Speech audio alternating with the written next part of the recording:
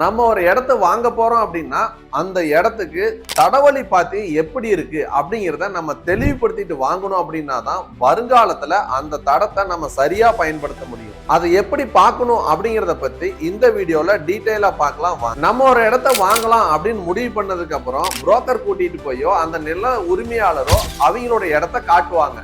அப்படி காட்டும் பொழுது ஒரு தடவழி பாத்தியும் இந்த இடம் கொஞ்சம் ரோடுல இருந்து உள்ள இருக்கும். ரோடு ஆக்சுவலா இப்படி போயிட்டு இருக்கலாம்.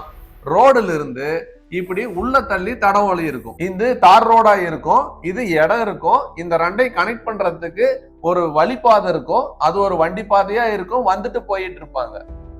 அப்படி இந்த வழியா தான் வந்துட்டு போறேன் அப்படின்னு சொல்லிட்டு இந்த இடத்த மட்டும் நீங்க போய் கரை பண்ணிட்டு வந்துடக்கூடாது.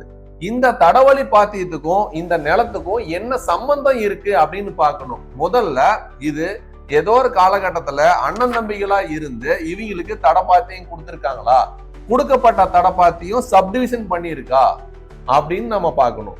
இல்ல சப்டிவிஷன் பண்ணாத பாத்தியும் மட்டும் எழுதி இருக்குது அப்படி இருக்கான்னு பார்க்கணும். இல்ல ஒருவேளை இந்த தடம் நிறைய பேர்த்துக்கு பொதுவில் இருக்கு, எல்லாரும் இந்த தடத்தை பயன்படுத்திக்கலாம் இங்க இருக்கிற நிலத்துக்காரெல்லாம் அப்படின்னு இருக்கான்னு பாக்கணும். இது எல்லாத்தையும் தாண்டி ஒரு சில சமயம் எப்படி இருக்கும் அப்படின்னா ஒரு தடம் தோட்டத்தை ஒட்டி அப்படி போயிட்டே இருக்கலாம், இதை வச்சு பயன்படுத்திட்டு இருப்பாங்க. ஆனா இதுல என்ன இருக்கும் அப்படின்னா இது ஒரு ஓடையா கூட இருக்கலாம். அதாவது நீர்நிலைகளை பயன்படுத்தி வழிபாதை இருக்கலாம்.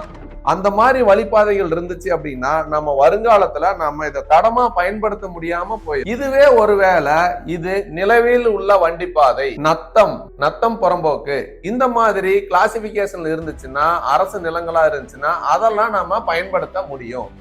இந்த மாதிரி நீங்க ஒரு நிலத்தை வாங்குறதுக்கு முன்னாடி அந்த நிலத்துக்கு தடப்பாத்தி எவ்வளவு இருக்கு, அது சப்டிவிஷன் பண்ணியிருக்கா, அது அகலம் எவ்வளவு இருக்கு அப்படின்னு கண்டிப்பா பார்த்துக்கணும்.